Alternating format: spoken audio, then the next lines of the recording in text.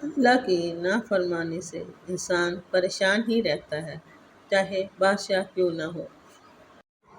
حضرت ابوبکر صدیق رضی اللہ تعالیٰ عنہ نے فرمایا، زندگی سادہ اور مختصر ہونی چاہیے، ورنہ قیامت کے دن حساب میں بڑی پریشانی ہوگی۔ دوسروں کے درد مٹانے والے بن جاؤ، اللہ تعالیٰ تمہارے درد مٹا دے گا۔ صدقات ضائع ہونے کی 3 صورتیں ہیں: احسان جتلانا، دکھ دینا، ریاکاری کرنا۔ دلوں میں رہنا سیکھیں، گھروں میں تو سبھی رہتے ہیں۔ اگر اس دنیا میں خوشی سے زندگی گزارنا چاہتے ہو تو اس دنیا میں اپنے رب کی مرضی کی زندگی گزارو۔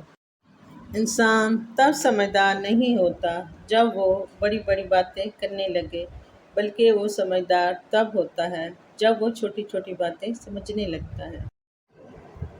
زندگی کی کتاب پڑھ کر صرف وہی لوگ کامیاب ہوتے ہیں جن کی توجہ اگلے باب پر ہوتی ہے۔